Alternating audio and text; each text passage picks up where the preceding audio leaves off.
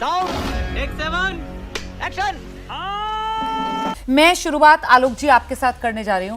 Sir, ये जो पेच है सीट बंटवारे का गठबंधन के लिए, यही सबसे टेढ़ी खीर साबित हो रहा है क्या?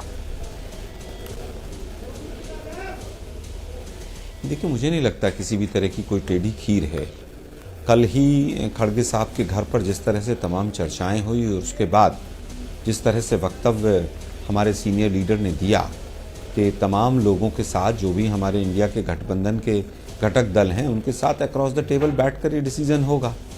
अब जेडीयू ने किया है नहीं किया है, आधिकारिक तौर पर अभी कोड ऑफ कंडक्ट लागू हुआ नहीं, इलेक्शन की घोषणा नहीं हुई, तो मुझे नहीं लगता किसी भी तरह से अभी चर्चा का विषय है। लेकिन ज़रूर अभी तो राम मंदिर में कई दिन हैं, तो इंडिया गठबंधन के ऊपर तो चर्चा बनती है। फिर नहीं, तू समझा? हाँ। नहीं, तू समझा नहीं। ठीक है, वो मोदी जी कैसे देश को चला रहे हैं, एक सेकंड उस सब पर आप आ जाइएगा। पहले जो आज की डिबेट है उसी पर ले लेते हैं। चाइना के ऊपर इतनी बड़ी न्यूज आई सर, वो सर नहीं 24 का चुनाव आपको लड़ना है। देश की सियासत को लेकर अगर हम चर्चा करें तो उस पर आप आपत्ति जता रहे हैं सर। अब सर मेरा जो लोकतांत्रिक अधिकार है सर, नहीं मेरा लोकतांत्रिक अधिकार है सर सवाल पूछने का। नहीं, आप जिस प्यार से तंज कर रहे हैं यहाँ पर, वो मुझे भी समझ में आ रहा है, मेरे दर्शक को भी समझ में आ रहा है। ठीक है, संवैधानिक अधिकार फ्रीडम ऑफ एक्सप्रेशन के तहत, फ्रीडम ऑफ एक्सप्रेशन के तहत सर, अब मेरे शो में कम से कम मेरे पास इतनी लिबर्टी तो होगी ना कि मेरे पास ये हक रहे कि मैं कब चाहूं तो किसी गेस्ट को रोक दूं और कब दूसरे गेस्ट के पास चली जाऊं। आपके सहयोगी हैं सर इंडिया गठबंधन के, राजीव रंजन जी, उनके पास चलने दीजिए मुझे। और राजीव रंजन जी से जली ना, तेरी भी जली ना। ये समझ लेते हैं। राजीव जी, ये बताइए, डिसीजन होगा ये कह रहे हैं यहाँ पर अजय आलोक, और वहां दूसरी तरफ आपकी जो पार्टी है, माफ कीजिएगा आलोक शर्मा जी ने कहा है कि डिसीजन होगा भी, और आपकी पार्टी वो तो सर पहले ही अनाउंस कर रही है। चल क्या रहा है? अनाउंस किया है आप लोगों ने सर अरुणाचल के लिए, सीतामढ़ी के लिए? क्लियर कीजिए अपने उम्मीदवार का नाम। रोमाना जी, अरुणाचल के लिए आधिकारिक घोषणा हुई है, वही तो, और उसकी वजह बिल्कुल साफ है। हाँ जी, नीतीश कुमार जी ने पहले भी 450 सीटों पर सीधी लड़ाई की बात कही, एक के मुकाबले एक उम्मीदवार देने का लक्ष्य निर्धारित किया गया। देश में 543 सीटें हैं, अरुणाचल की सीट 450 के बाहर की मान लीजिए। अरुणाचल में हम विधानसभा चुनाव में काफी अच्छा प्रदर्शन कर चुके हैं सर। सीतामढ़ी संख्या में हमारे एमएलए जो सर, बिहार की सीतामढ़ी भारतीय जनता पार्टी ने उनका दल बदल करा लिया। देखिए, आधिकारिक घोषणा तो एक साथ सबकी होगी, लेकिन निसंदेह हमें ये पता है कि बिहार में हम किन सीटों पर लड़ेंगे, और बिहार के गठबंधन में किसी भी तरीके का असमंजस का भाव नहीं है। अनौपचारिक वार्ताओं के दौरान पार्टियों को ये पता है कि उन्हें कौन सी सीट पर कहाँ लड़ना है, और इसीलिए ये संकेत कई बार दिए जाते हैं कि आप अपने क्षेत्र में जाइए, अब 100 दिन बचे हैं, अब जाकर के अपने क्षेत्र में काम कीजिए।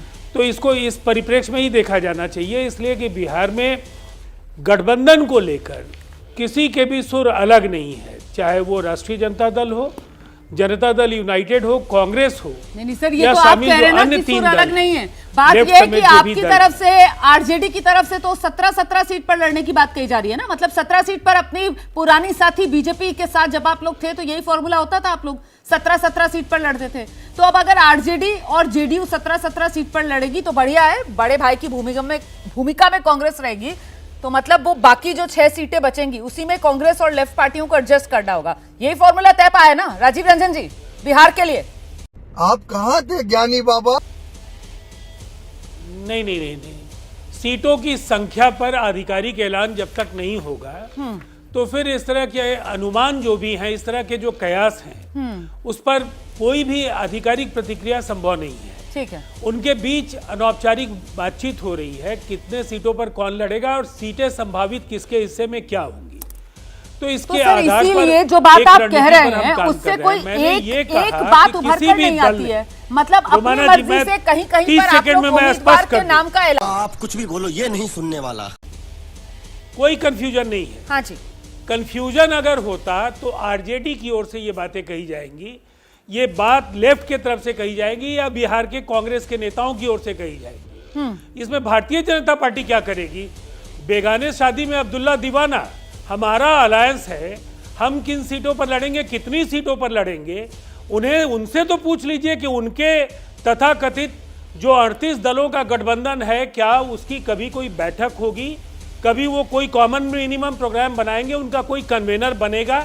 जो सवाल हमसे पूछे जाते हैं उनके यहाँ तो अनेक नेताओं को संकेत दे दिए गए और वो अपने अपने तरीके से वो लग गए अपने अपने क्षेत्र में। हाँ। इसीलिए अरुणाचल की स्थिति पूरी तरह से दूसरी है। हाँ। 450 मैं जवाब ले लेती हूँ सर। अजय आलोक हमारे साथ मौजूद है। डॉक्टर अजय आलोक, सुना आपने राजीव रंजन जी कह रहे हैं कि बीजेपी क्या करेगी। मैं तो फिलहाल इतना ही समझ पा रही हूँ कि इंडिया गठबंधन में जो चल रहा है उसको देखकर बीजेपी सिर्फ और सिर्फ एंजॉय करेगी। अब कुछ और करेगी तो जानते हैं डॉक्टर अजय आलोक से। डॉक्टर अजय, वाह बेटा, लगता है तुम गू खा के ही मानोगे।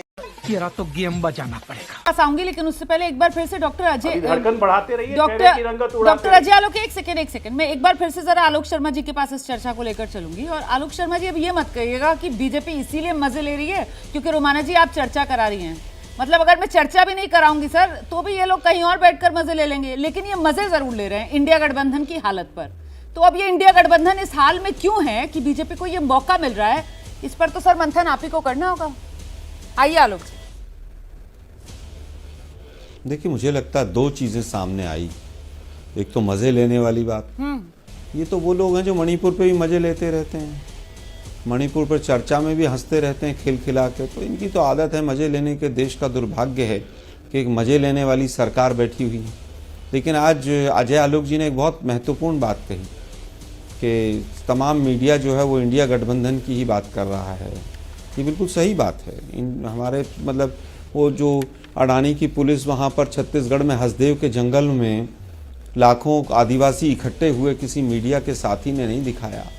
किसी मीडिया ने ये नहीं दिखाया कि आज एक आदिवासी महिला को किस तरह से पीटा गया वहाँ पर। चाइना के ऊपर इतनी बड़ी खबर आई लेकिन नहीं दी गई। देखिए, अजय आलोक जी ने आज बिल्कुल सच बोल दिया है।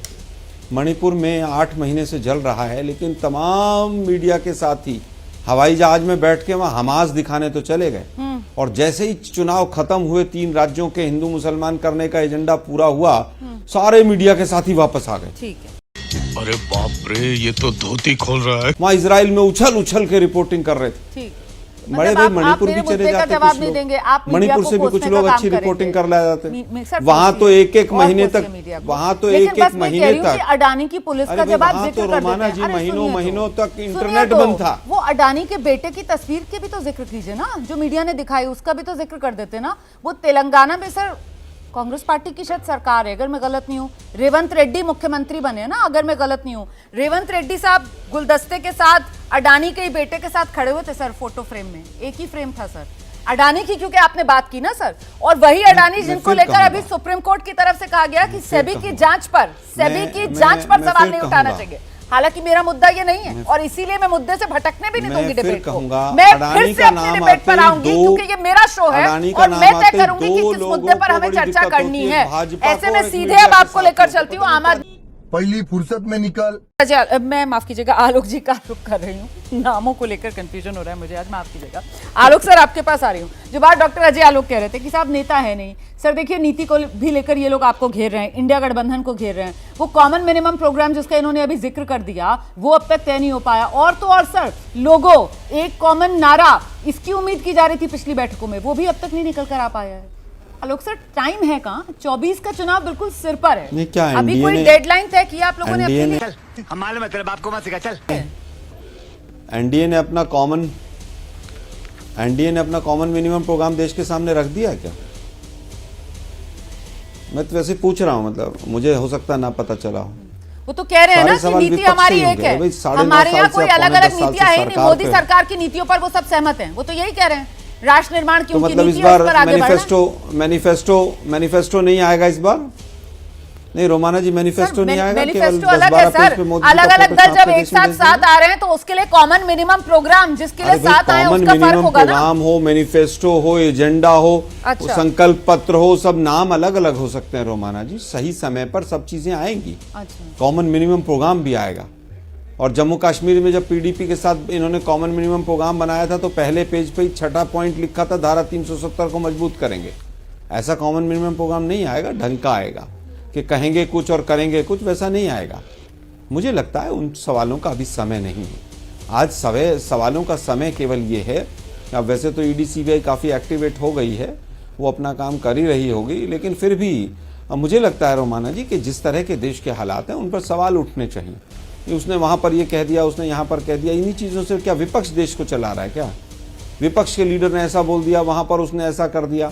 मुझे लगता है कि आज 9.5 पौने 10 साल हो गए, अगर बीजेपी के तमाम नेता अपने ही भाषण सुन लेंगे तो लज्जा आएगी उनको। ये झूठ है, झूठ है, झूठ है। मोदी जी ने कौन कौन से भाषण दिए थे? कई लोग यहाँ टैक्स पेयर्स बैठे हैं, इनकम टैक्स वाले। विजय जी का भी टैक्स कटता होगा जरूर, हम भी कटवाते हैं, रोमाना जी आपका भी कटता होगा। उन्होंने कहा था कि वो सबसे पहले उनके अकाउंट में पैसे जाएंगे। मतलब क्या क्या झूठ बोल के सत्ता में आप लोग आए हैं, और सवाल आज भी विपक्ष से ही है। मेरा सीधा सीधा कहना है कि मोदी कई वादे भी अपने पूरे किए ना सर। मैनिफेस्टो में उनके राम मंदिर निर्माण का वादा था सर, वो राम मंदिर बन रहा है। 2014 का और 19 के उनके मैनिफेस्टो में सर अनुच्छेद 370 हटाने की बात थी, वो अनुच्छेद 370 हट गया सर। वो अपने इन वादों को भी गिनाते हैं, उसको आप दरकिनार कर देते हैं सर। आप वही बातें गिनाते हैं जो आपको सूट करती है। ठीक है सर, मैं इंडिया गठबंधन को लेकर सवाल ही नहीं पूछ रही हूं। मोदी जी ने बना दिया, बीजेपी ने बना दिया, वो तो पक्षकार भी नहीं थे। सुप्रीम कोर्ट ने बनाया राम मंदिर के मुद्दे पर। भाई साहब, आप भी ये जानते हैं कि राम मंदिर का मुद्दा बीजेपी के मैनिफेस्टो में रहा है, 1989 से रहा है। राम मंदिर आंदोलन में बीजेपी इकलौती देश की पार्टी रही है नॉर्थ इंडिया की, जो लगातार सर जो चीज सुप्रीम कोर्ट में रही है। विचाराधीन है, आप पार्टी भी नहीं है, तो उसको आप मैनिफेस्टो में लाकर देश की जनता को गुमराह कर रहे हैं ना। ठीक है, अब ये आपका चुप हो जा, 7वीं फेल, चुप हो जा।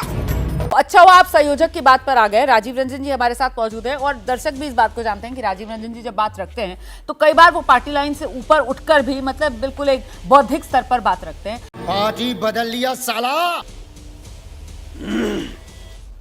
देखिए, मुझे ऐसा लगता है किसी तार्किक परिणति पर इंडिया कई सवालों को पर पहुंचने वाला है, और कई ऐसे सवाल जो उठ रहे हैं उसका जवाब भी आपको बहुत जल्द मिलेगा। जहाँ तक नीतीश कुमार जी का सवाल है, मुझे कई बार ऐसा लगता है नीतीश कुमार जी ने कई अवसरों पर प्रेस के साथ बातचीत में, चाहे वो कन्वीनरशिप का सवाल हो, चाहे प्रधानमंत्री पद के दावेदारी का सवाल हो, उन्होंने खुद को किसी भी पद के लिए पद की दौड़ से अलग बताया, और उन्होंने साफ साफ कहा कि वो किसी भी पद के आकांक्षी नहीं है। अब एक महत्वपूर्ण बात है कि इंडिया अलायंस को आगे जाना है। सीट शेयरिंग में विजय त्रिवेदी जी की बात से पूरी तरह से सहमत हूँ कि एक कॉम्प्लेक्स सिनेरियो है, इसलिए कि देखिए, इसे ये सरकाजम नहीं है जी। अजय आलोक ने खुद भी स्वीकारा है कि उनके यहाँ प्रधानमंत्री का चेहरा है, तो फिर ये कन्वेनर क्या होता है। उन्होंने संयोजक आयोजक जैसे अभद्र शब्दों का भी प्रयोग किया। एक संगठन के महत्वपूर्ण पद की उन्होंने धज्जियाँ उड़ा दी। वैसे जॉर्ज फर्नांडिस और नीतीश कुमार जी एनडीए के कन्वेनर रहे हैं, उस समय अजय आलोक जी वहाँ नहीं थे।